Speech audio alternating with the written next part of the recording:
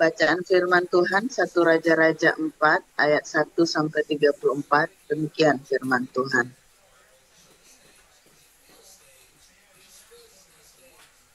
Maka Salomo menjadi raja atas seluruh Israel.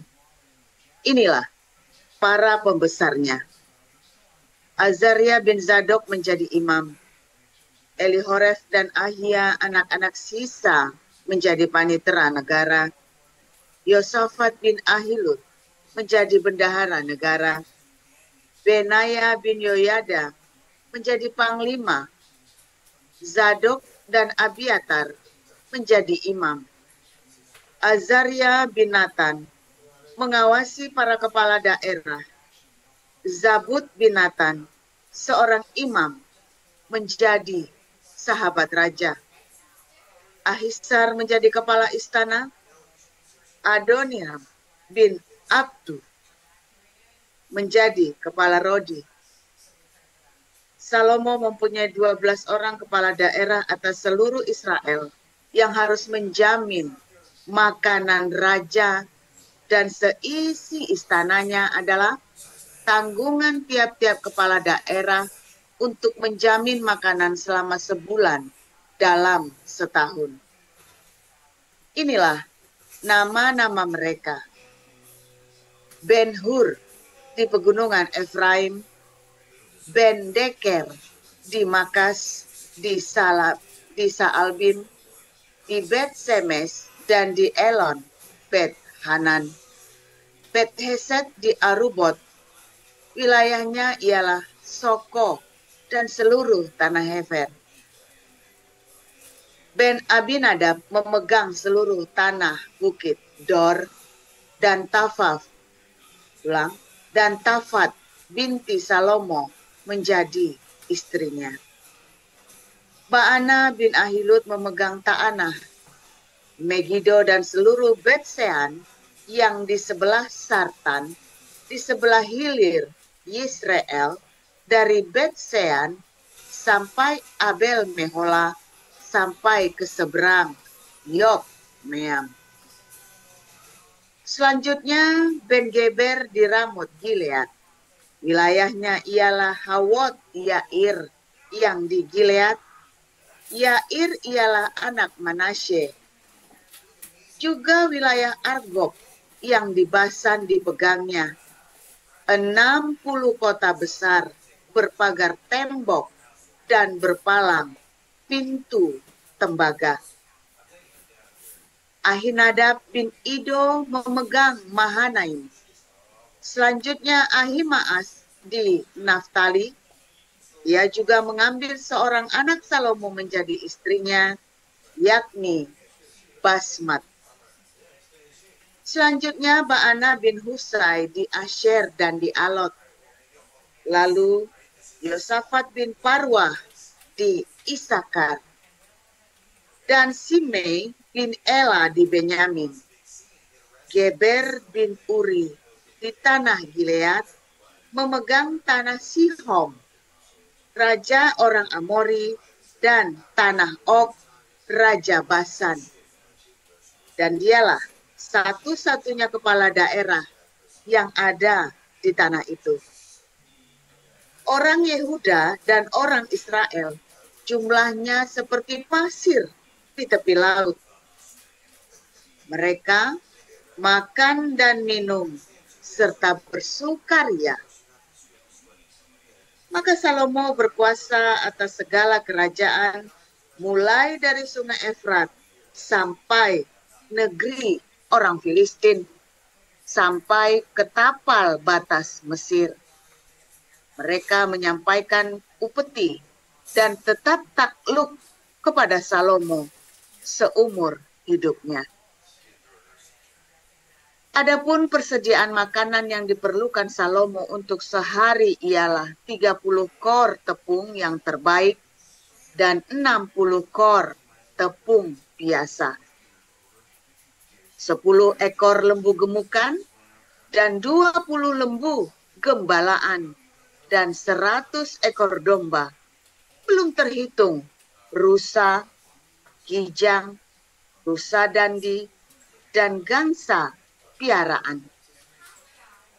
Sebab ia berkuasa atas seluruh tanah di sebelah sini sungai Efrat, mulai dari Tifsah sampai ke Gaza, dan atas semua raja di sebelah sini sungai Efrat, ia dikaruniai damai di seluruh negerinya, sehingga orang Yehuda dan orang Israel diam dengan tentram, masing-masing di bawah pohon anggur dan pohon aranya, dari Dan sampai Bersheba, seumur hidup Salomo. Lagi pula Salomo mempunyai kuda 40.000 kandang untuk kereta-keretanya dan 12.000 orang berkuda. Dan para kepala daerah itu menjamin makanan Raja Salomo serta semua orang yang ikut makan dari meja Raja Salomo. Mereka membawanya masing-masing dalam bulan gilirannya dengan tidak mengurangi sesuatu apapun. Jelai dan jerami untuk kuda-kuda biasa dan kuda-kuda teji dibawa mereka ke tempat yang semestinya, masing-masing menurut tanggungannya. Dan Allah memberikan kepada Salomo hikmat dan pengertian yang amat besar, serta akal yang luas, seperti dataran pasir di tepi laut. Sehingga hikmat Salomo melebihi hikmat segala Bani Timur, dan melebihi segala hikmat orang Mesir. Ia lebih bijaksana daripada semua orang, daripada Etan, orang Esrahi itu, dan daripada Heman, Kalkol, dan Darda, anak-anak Mahol. Sebab itu ia mendapat nama di antara segala bangsa sekelilingnya. Ia mengubah 3.000 amsal. Ulang, ia mengubah 3.000 amsal, dan nyanyiannya ada 1.005. Ia bersajak tentang pohon-pohonan, dari pohon aras yang di gunung Libanon, sampai kepada hisop yang tumbuh pada dinding batu. Ia berbicara juga pada hewan. Ia berbicara juga tentang hewan, dan tentang burung-burung, dan tentang binatang melata, dan tentang ikan-ikan. Maka datanglah orang dari segala bangsa mendengarkan hikmat Salomo, dan ia menerima upeti dari semua raja-raja di bumi yang telah mendengar tentang hikmatnya itu. Demikian.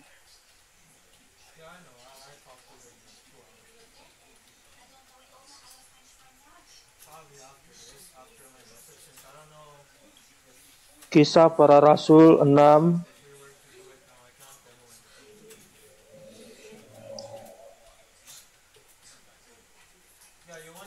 Pada masa itu, ketika jumlah murid makin bertambah, timbullah sungut-sungut di antara orang-orang Yahudi yang berbahasa Yunani terhadap orang-orang Ibrani. Karena pembagian kepada janda-janda mereka diabaikan dalam pelayanan sehari-hari. Berhubung dengan itu, ke-12 rasul itu memanggil semua murid berkumpul dan berkata, "Kami tidak merasa puas karena kami melalaikan firman Allah untuk melayani mereka. Karena itu, saudara-saudara, pilihlah 7 orang dari antaramu yang terkenal baik dan yang penuh roh dan hikmat, supaya kami mengangkat mereka untuk tugas itu, dan supaya kami sendiri dapat memusatkan pikiran dalam doa dan pelayanan firman." Usul itu diterima baik oleh seluruh jemaat. Lalu mereka memilih Stefanus, seorang yang penuh iman dan Roh Kudus, dan Filipus, Prokhorus, Nikanor, Timon, Parmenas, dan Nikolaus, seorang penganut agama Yahudi dari Antioquia. Mereka itu dihadapkan kepada rasul-rasul, lalu rasul-rasul itu pun berdoa dan meletakkan tangan di atas mereka. Firman Allah makin tersebar dan jumlah murid di Yerusalem makin bertambah banyak. Juga sejumlah besar iman menyerahkan diri kepada dan percaya. Dan Stefanus yang penuh dengan karunia dan kuasa mengadakan mujizat-mujizat dan tanda-tanda di antara orang banyak. Tetapi tampillah beberapa orang dari jemaat Yahudi yang disebut jemaat orang Libertini. Anggota-anggota jemaat itu adalah orang-orang dari Kirene dan dari Alexandria, bersama dengan beberapa orang Yahudi dari Kilikia dan dari Asia. Orang-orang itu bersoal jawab dengan Stefanus, tetapi mereka tidak sanggup melawan hikmatnya dan roh yang mendorong dia berkata. Lalu mereka menghasut beberapa orang untuk mengatakan, kami telah mendengar dia mengucapkan kata-kata hujat terhadap Musa dan Allah. Dengan jalan demikian mereka mengadakan suatu gerakan di antara orang banyak serta tua-tua dan ahli-ahli Taurat. Mereka menyergap Stefanus, menyeretnya dan membawanya ke hadapan mahkamah agama. Lalu mereka mengajukan saksi-saksi palsu yang berkata, orang ini terus-menerus mengucapkan perkataan yang menghina tempat kudus ini dan hukum Taurat. Sebab kami telah mendengar dia mengatakan bahwa Yesus, orang Nazaret itu, akan merubuhkan tempat ini dan mengubah adat istiadat yang diwariskan oleh Musa kepada kita. Semua orang yang duduk dalam sidang mahkamah agama itu menatap Stefanus. Lalu mereka melihat muka Stefanus sama seperti muka seorang malaikat. Amin. Amin. Terima kasih untuk para lektor, Ibu Neliana dan Pak Damara. Baik, kita akan sama-sama mendengarkan firman Tuhan dengan judul Diaken dari Neraka. Kita tahu jawaban dari Pastor Paul. Silakan Pastor Paul.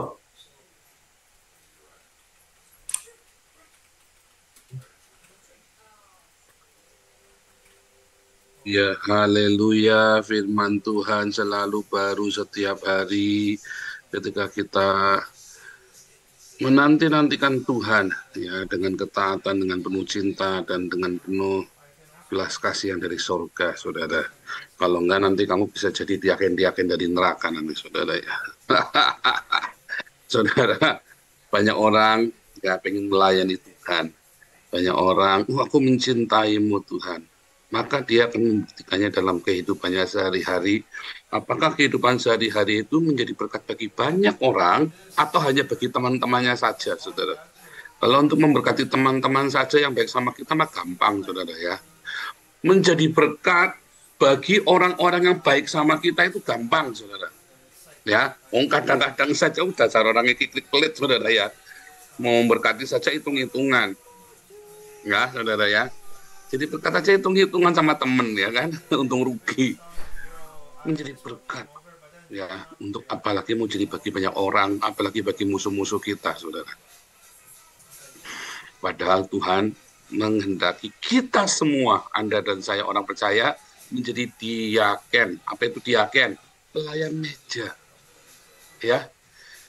Teologinya Tuhan Yesus itu teologi memberi makan, saudara. Karena sanksinya kalau kamu tidak kasih makan, ya, sanksinya itu neraka. Teologi di dalam kekristenan yang diajarkan oleh Yesus adalah memberi makan. Beri mereka makan, karena masalah makan, makanya namanya Bethlehem, ya, itu kan rumah roti. Tapi Lechem Ya, lechem itu kan artinya roti Bethlehem. Tapi lechem itu juga artinya perang, saudara. Gara-gara roti kita bisa bunuh-bunuhan. Makanya disuruh kasih makan roti. Nah, tetapi sulitnya memberi makan ya adalah ketika itu adalah uangmu, saudara. Kalau pakai uangnya yayasan gampang, saudara. Oke, tunggale. Buat saya juga gampang, bukan uang saya kan, uang hasil ngumpulin juga kan. Buat saya kan juga sama, bukan uang saya sendiri yang buat kasih makan 1.000 orang tiap hari itu kan.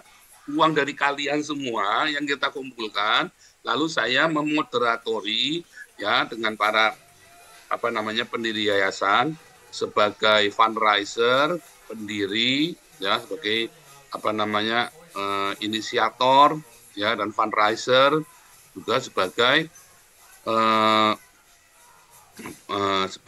pembina ya, sebagai founder atau sebagai apa ya saudara ya.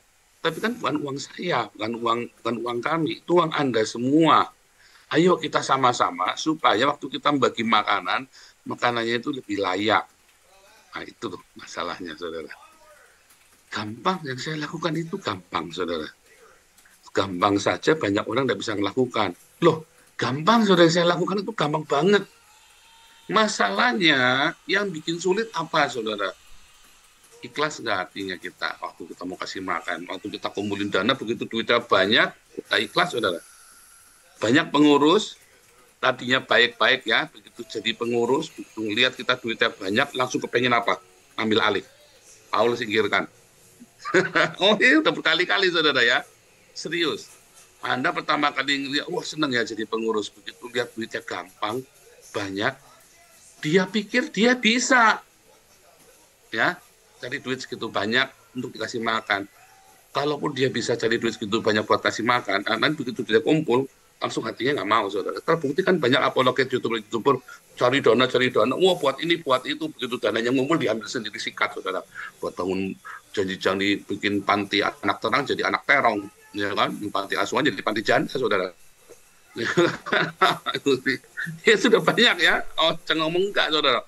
Ngumpulin dana buat KC, ataunya buat rebutan 2 pendeta, saudara kan, ngumpulin macam-macam ya, saudara, yang ngumpulin lagi buat anak Batak, ataunya buat ruwet-ruwet, saudara ya, donasi dikumpulin buat ini, buat itu, nggak taunya palsu ya kan.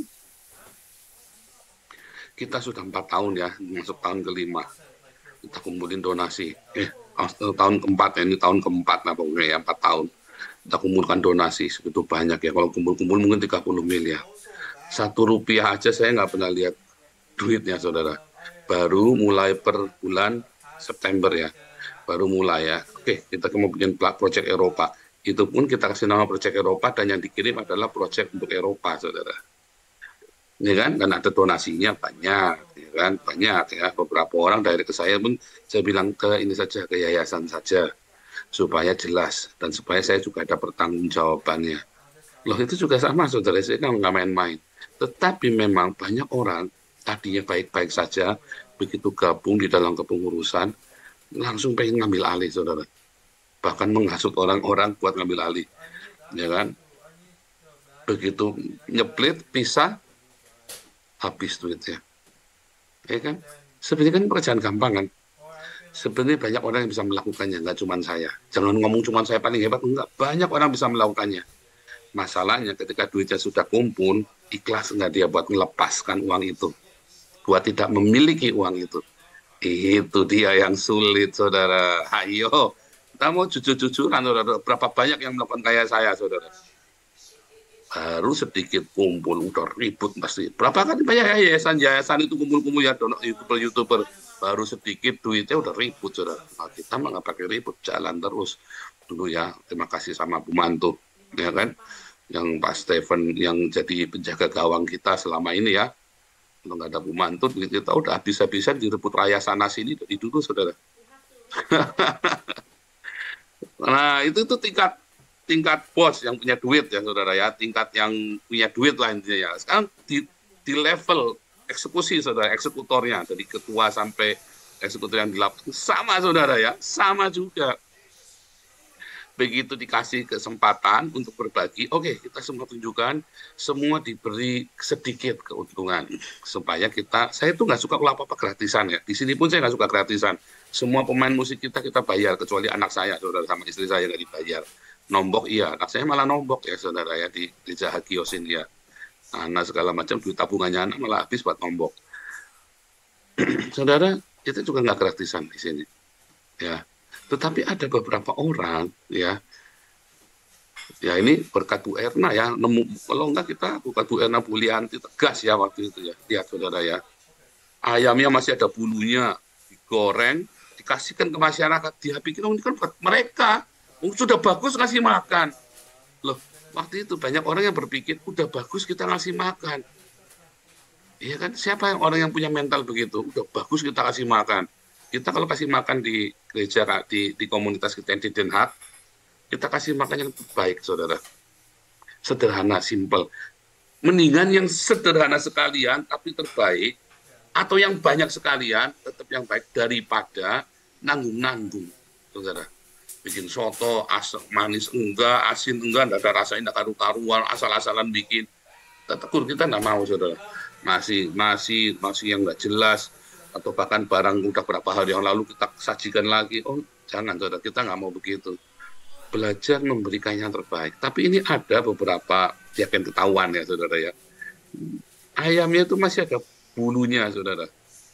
Waduh, saudara, itu saya kaget dapat laporan itu ya, saudara ya. Tapi sudah diatasi ya, katanya Bu Erna ya. Untung ya, saudara ya, kita punya diaken pengawas ya, yang selalu tanggung jawab. Ya, saudara. Tapi itu aja nggak cukup, saudara. Itu masih belum cukup. Ya, ada lagi beberapa pengawas, ada beberapa pengurus, ya, saudara ya. Karena itu sudah di dalam wewenangnya dia, ya. Yang penting SOP, oh betul, yang penting SOP. Tapi SOP-nya sudah dibuat dan sudah jalan sesuai SOP. Oh, enggak salah ini, enggak aman buat dia, saudara. Atau mungkin buat orang ini, mungkin dia merasa bos, dia biar ketemunya tanda tangan dulu sama pembinanya, baru saya mau tanda tangan. Loh, ada yang begitu, saudara ya. Ada, saudara. Pokoknya entah di dalam jiwanya bisa mempersulit, kenapa harus tak permudah. Ada loh, saudara ya. Setiap kali kita meeting, ada yang pokoknya dia mau lain sendiri. Kita meeting sudah diputusan, di sini juga ada ya. Masak nih, kita dapur ya, udah masak, selesai sepakat, meeting dia nggak datang, tiba-tiba kurang sehari, oh enggak, kita harusnya masaknya ini, kalau nggak begini nanti begini, begitu, begini. Loh, kita sudah meeting, mau sebaik apapun idemu, harusnya kemarin kamu ikut meeting. Kalau kamu mau rubah ya nanti, jalan depan kita meeting lagi. Wah, jangan mutung, saudara ya, mutung. Ya kan, mutungnya. Anda pikir orang-orang ini orang-orang dari surga, saudara. Hati-hati loh, saudara. Banyak sekali setiap hari, sebetulnya setiap hari, kita akan menyadari kita ini sudah di surga atau kita ini masih di Hades, saudara. Kita ini sudah pindah belum? Tiap hari ini kita tahu loh. Tiap hari tanda-tanda dalam hidupmu. Kalau kamu masih suka mempersulit orang lain, kamu masih suka bikin ribet jalan hidupnya orang lain, menjadi hambatan bagi berkatnya orang lain. Kamu masih ada lagi nih diaken ini ya, yang seneng yang ngelabrak. Ini pasti mau nyuri, ini pasti mau maling. Ini ada lagi, saudara ya, ada lagi. Yang senengnya ribut. Ada, saudara ya. Anda masih seneng ribut. Lihat tadi malam ya, koinonia tadi malam ya, tentang neraka ya. Dimana kita cerita tentang neraka ya, saudara ya. Dengarkan ulang ya. Saudara, ada banyak sekali ya tanda-tanda, itu sebenarnya ada di Galatia 5, kamu baca baik-baik. Kalau hidupmu masih dengan kedagingan, ciri-ciri kedagingan itu, saudara, dan kamu tidak ada tanda-tanda buah dari roh, sebetulnya kamu mau jujur nggak jujur, kamu sebetulnya masih bau api neraka, saudara. Masih mampu wang-wane rokok. masih bau neraka. Tetapi setiap upayamu untuk membuat bagaimana supaya ada solusi. Jadi kalau misalnya SOP-nya pun, ya saudara ya, udah ketat, harusnya cari solusinya bagaimana. Dulu anaknya Apeng, ya, kita mau bantu saudara. Tetapi masalahnya tidak ada SOP untuk mahasiswa saudara. Pak David kasih usulan, kasih solusi. Itu namanya benar. Jangan Pak, nggak boleh, nanti akan begini, akan begitu. Ya dong, cari ya terus ya udah kita cari solusinya. Solusinya ya begini. Malah terkumpul lebih dari yang kita harapkan, saudara ya. Terus gimana ya? Kasihin semuanya. Ya kan, walaupun terkumpul lebih dari yang diharapkan, kasihkan semuanya. Misalnya begitu ya, saudara ya. Ada solusi, kita cari solusinya. Tanpa harus melanggar SOP, karena nggak boleh, saudara. SOP sudah dibuat. SOP itu bukan untuk mempersulit, saudara ya. SOP itu justru supaya kita bisa langgeng, jangan sampai berhenti di jalan gara-gara duitnya nggak jelas kemana, lalu kita tuduh-tuduhan, tuding-tudingan, lapor polisi, ruwet semuanya, orang nggak percaya lagi sama kita. SOP itu supaya semua berjalan sesuai dengan koridornya, sehingga bisa dipertanggungjawabkan setiap periode. Nah, kalau ada sesuatu yang di luar SOP, mesti dicari solusinya, siapa yang mau tanggung jawab? Oke, saya tanda tangan, ketua pembina misalnya kan, atau ketua yayasan tanda tangan berdua. Ini di luar SOP, saya tanggung jawab, tetapi ini katanya kasih keterangan. Dan itu pun tidak setiap kali ya, harus berarti kalau sampai terjadi lebih dari 2 kali ya, berarti harus dirubah SOP-nya.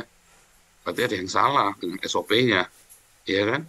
Atau mempertahankan SOP, tapi tidak boleh lagi masa setiap bulan langgar SOP terus, ya kan tidak mungkin, saudara ya. Kalau gitu ngapain dibuat SOP-nya? Dan itu bahaya.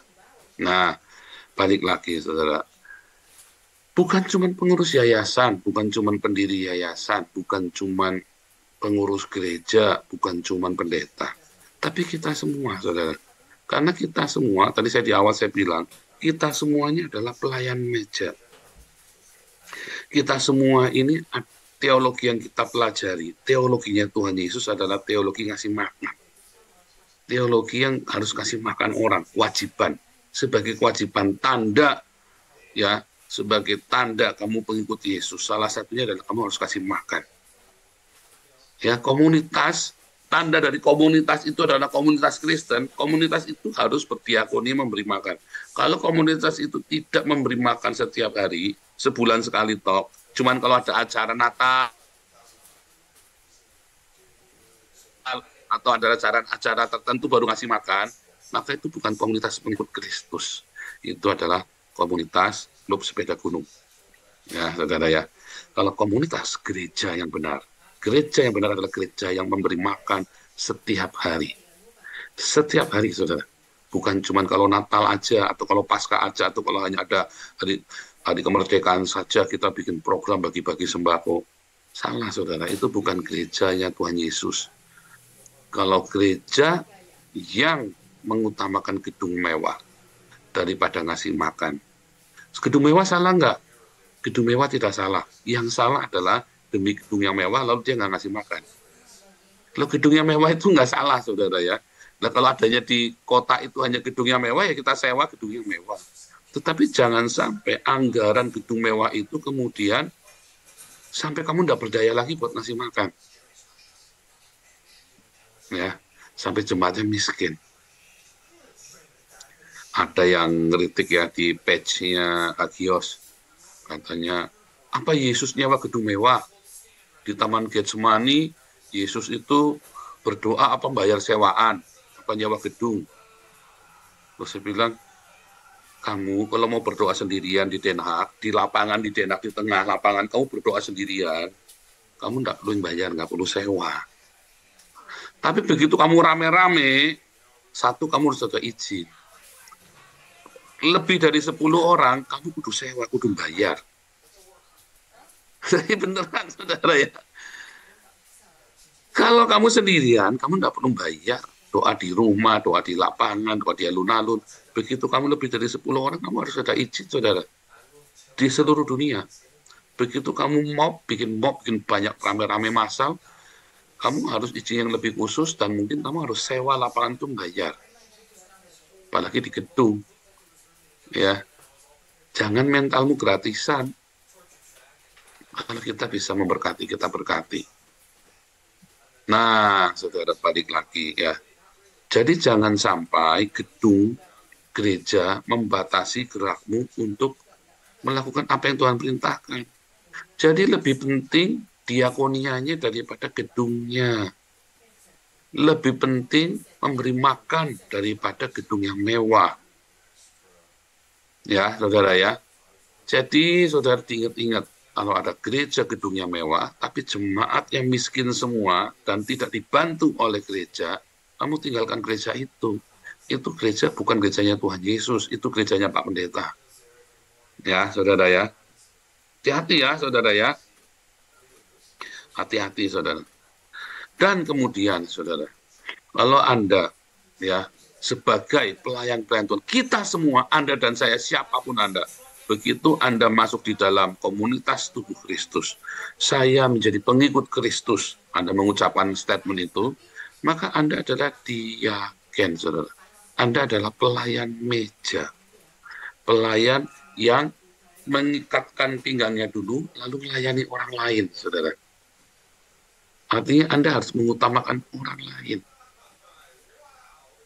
Ya, mengutamakan dalam hal apa? Di dalam kedudukan kehormatan. Ya, mendahulukan orang lain. Di dalam menghormati. Dan jangan mempersulit orang lain. Karena itu semua tersedia cukup buat kita. Ya kan? Kita ini diaken, pelayan-pelayan meja. Dan kita akan melayani dengan sepenuh hati kita, saudara. Jangan asal-asalan, ya sampai aku. Saudara, banyak orang melayani Tuhan sesempatnya, saudara.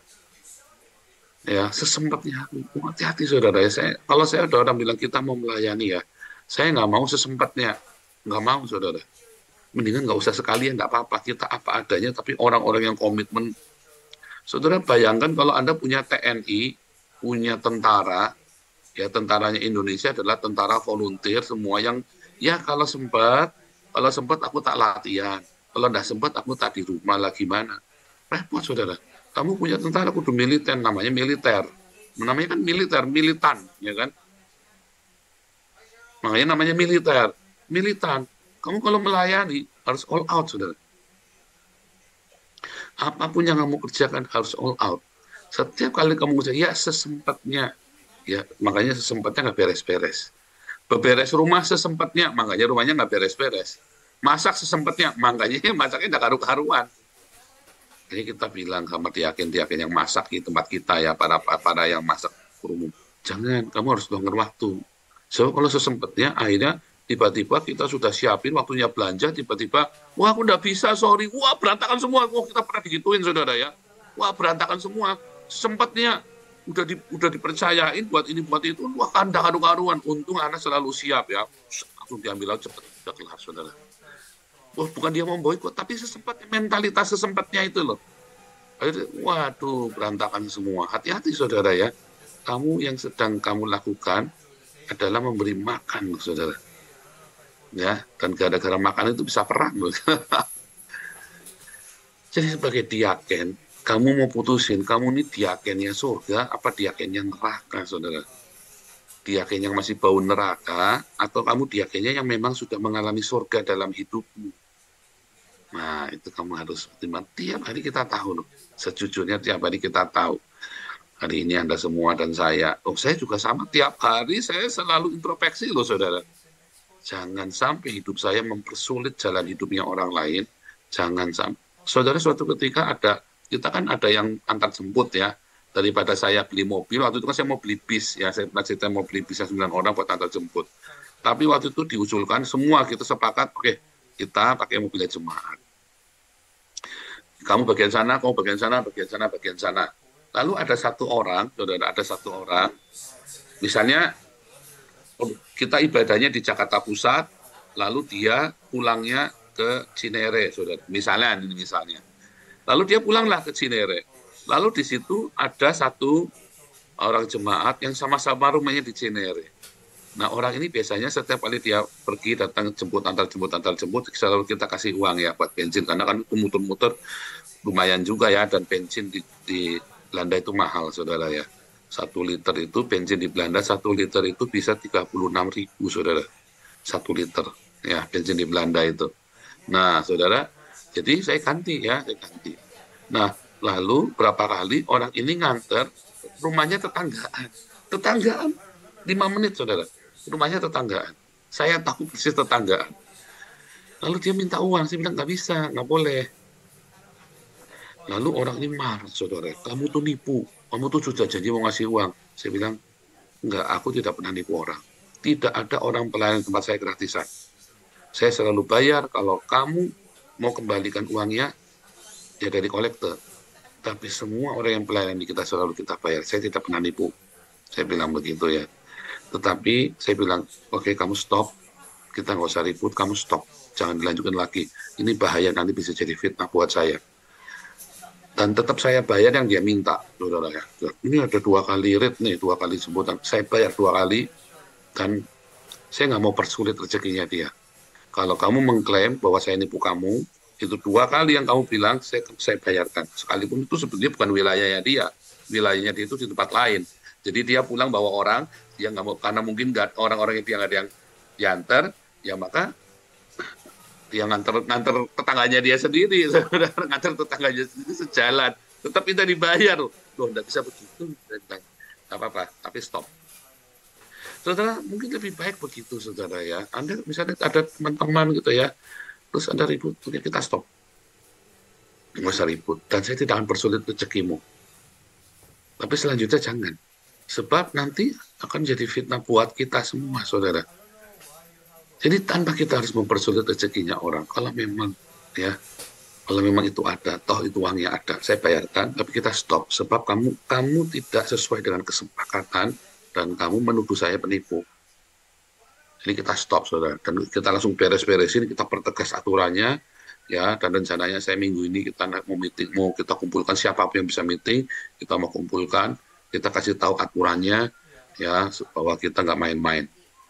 Ya, saudara, jangan sampai kita menghalangi rezekinya orang, tapi ada orang yang kegeeran atau dia memanfaatkan kebaikan kita untuk mengklaim, saudara.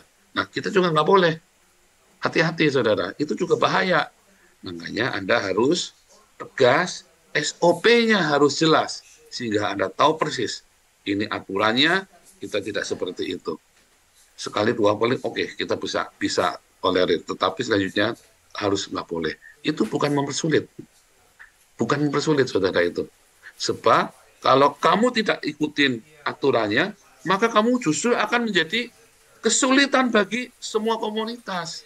Ya harus kita stop daripada mempersulit.